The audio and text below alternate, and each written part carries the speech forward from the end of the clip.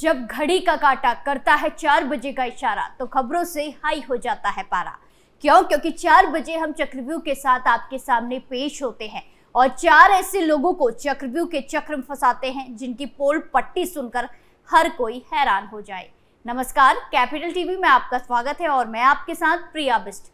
आज चक्रव्यूह के चक्र में फंसे हैं सीएम केजरीवाल, माफिया का भाई अफजाल अंसारी, कुछ असामाजिक तत्व और विपक्षी दल। इन सभी का आज सारा काला चिट्ठा आपके सामने खोलते हैं और एक एक करके बताते हैं इन सभी की करतूतें।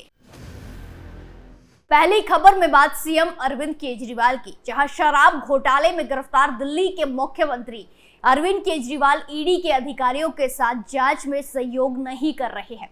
यही कारण है कि लगभग इतने दिन तक कस्टडी में रहने के बावजूद अधिकारियों को उनके एप्पल मोबाइल तक पहुंचने में कामयाबी नहीं मिली है, जिसके चलते अब सीएम केजरीवाल के मोबाइल का लॉक खुलवाने के लिए अधिकारियों ने एप्पल कंपनी को संपर्क किया है, एप्पल को कांटेक्ट किया है। ईडी को इलेक्ट्रॉनिक सबूत के रूप में मुख्यमंत्री केजरीवाल का कोई निजी कंप्यूटर या डेस्कटॉप नहीं मिला। हालांकि उनका मोबाइल के साथ साथ 4 सेल फोन जब्त किए गए हैं। इनमें उनकी पत्नी सुनीता केजरीवाल का मोबाइल भी शामिल है। 21 मार्च 2024 की रात को उनकी गिरफ्तारी के समय उनके आवास से लगभग 70,000 रुपए पाए गए थे। हालांकि इस रकम को जब्त नहीं किया गया था।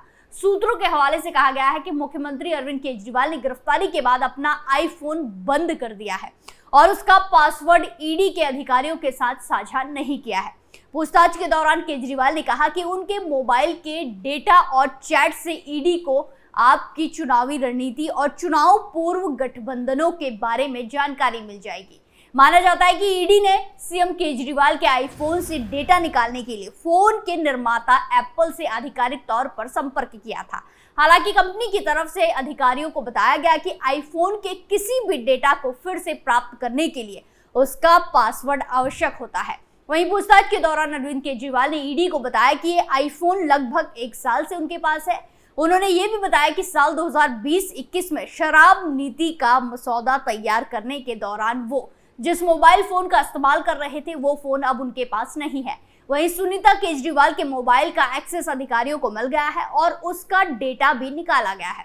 वहीं ईडी के अधिकारी अरविंद केजरीवाल से रोजाना 5 घंटे तक पूछताछ कर रहे हैं। एक वरिष्ठ अधिकारी के मुताबिक इस मामले में केंद्रीय अन्वेषण ब्यूरो यानी कि सीबीआई ने भी मामला दर्ज किया है। ऐसे में सीबीआई भी अरविंद केजरीवाल के रिमांड की मांग कर सकती है, चाहे वो न्यायिक हिरासत में तिहाड़ जेल में ही क्यों ना हो। अगली खबर में बात बीजेपी नेता पर हुए हमले की, जहां यूपी के मुजफ्फरनगर में बीजेपी प्रत्याशी संजीव बालियान के काफिले पर हमले की घटना सामने आई है। बताया जा रहा है कि केंद्रीय राज्य मंत्री बालियान शनिवार को खतौली कोतवाली क्षेत्र के मड़करीमपुर गांव में एक कार्यक्रम में शामिल होने पहुंचे थे। उसी वक्त कुछ लोगों ने काफिले की गाड़ी पर हमला बोल दिया और तोड़फोड़ शुरू कर दी। बताया जा रहा है कि मड़गांव में प्रचार चल रही थी। उसी समय कुछ लोगों विरोधी प्रत्याशी के समर्थन में नारे लगाने लगे और बालियान का विरोध करने लगे। देखते ही देखते मामला इतना बढ़ गया कि कुछ लोगों ने गाड़ियों पर हमला तक कर दिया। जनसभा के दौरान कुछ असामाजिक तत्वों की ओर से पहले नारेबाजी की गई और फिर कार्यक्रम परिसर के बाहर खड़ी काफिले की कुछ गाड़ियों पर पथराव शुरू कर दिया गया। पथराव में गाड़ियों के शीशे टूट गए हैं। घटना की सूचना मिलने के बाद पुलिस की टीम भी मौके पर पहुंच गई। दरअसल कस्बा खतौली में संजीव बालियान के चुनावी कार्यक्रम का उद्घाटन समारोह था। उद्घाटन समारोह में संजीव बालियान को भी शामिल होना था, लेकिन किसी वजह से वो कार्यक्रम में शामिल नहीं हो पाए। देर शाम मड़करीमपुर गांव में प्रधान पति के यहाँ एक कार्यक्रम रखा गया। बालियान इस कार्यक्रम में शामिल होने के लिए पहुंचे थे।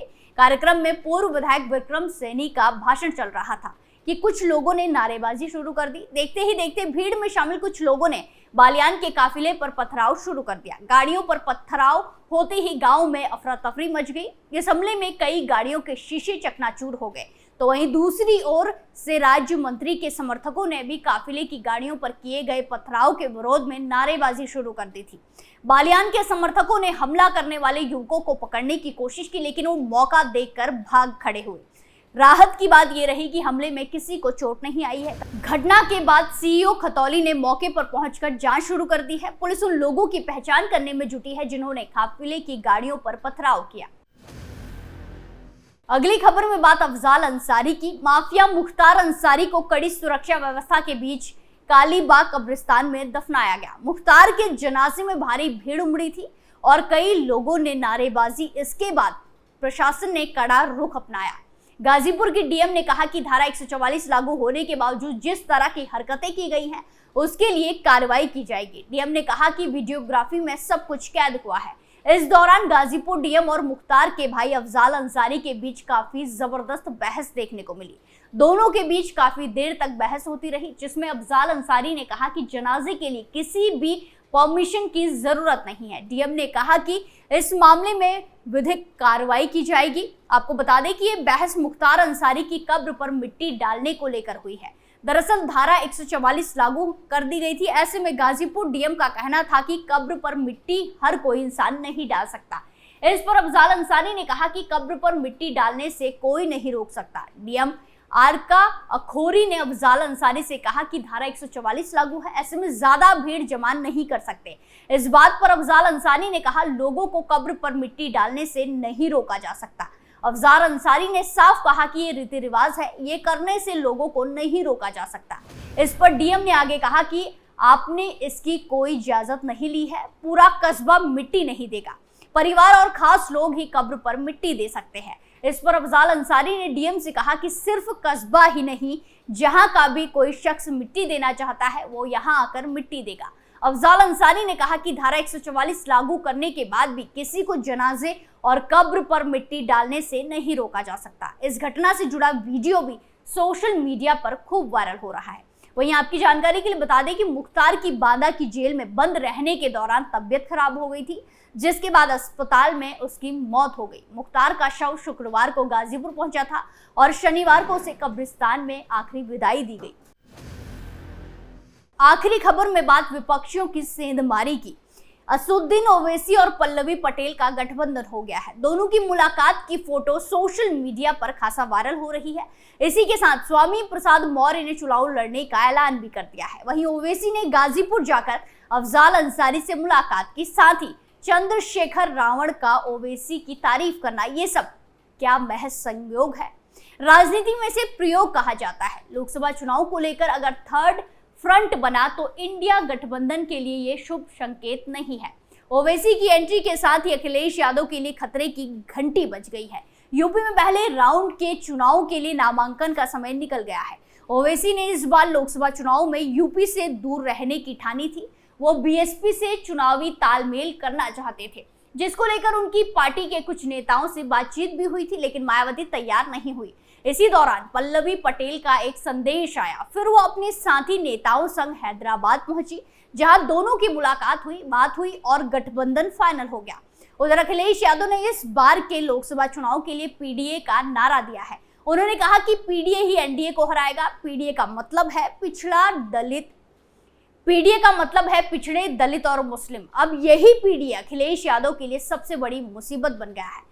इसी नारे के नाम पर स्वामी प्रसाद मौर्य अलग हुए, फिर पल्लवी पटेल भी अलग हो गई। राज्यसभा चुनाव के आसपास पल्लवी और मौर्य की अखिलेश से अनबन हो गई थी। दोनों नेताओं ने अखिलेश यादव पर पीडीए के खिलाफ काम करने का आरोप लगा दिया। चंद्रशेखर रावण कभी इंडिया गठबंधन में थे, लेकिन अखिलेश यादव ने उनके लिए नगीना की लोकसभा सीट नहीं छोड़ी। वहीं जयंत चौधरी पहले ही एनडीए में जा चुके हैं। ऐसे में अब ये तय है कि असदुद्दीन ओवैसी फिर यूपी में अखिलेश यादव का खेल खराब करने की तैयारी में लगे हैं। दोनों के बीच हमेशा से 36 का आंकड़ा रहा है। यूपी में जब अखिलेश यादव की सरकार थी तो उस समय ओवैसी को कभी भी रैली करने की इजाजत नहीं मिली। ओवैसी कहते रहे कि समाजवादी पार्टी में मुसलमान दरी बिछाते हैं। हाल ही में एसटी हसन ने कहा कि ओवैसी ने तो उन्हें पहले ही टिकट कटने के बारे में बता दिया था। मुरादाबाद के सांसद एसटी हसन का टिकट आजम खान के कहने पर काट दिया गया था। वहीं आपको बता दें कि ओवैसी की पार्टी एआईएमआईएम अब तक यूपी में कुछ खास नहीं कर पाई है, लेकिन इस बार छोटी छोटी पार्टियां संग मिलकर खेल बड़ा करने की तैयारी में है। आज हमने देखा कैसे चक्रव्यूह के चक्र में सीएम केजरीवाल, माफिया का भाई अफजाल अंसारी, कुछ असामाजिक तत्व और विपक्षी दल फंसे और उनकी पूरी पोल पट्टी खुलकर सबके सामने आ गई। चक्रव्यूह में फिलहाल के लिए इतना ही, फिर पेश होंगे सनसनीखेज खुलासों के साथ। बाकी तमाम खबरों के लिए देखते रहिए कैपिटल टीवी उत्तर प्रदेश। नमस्कार।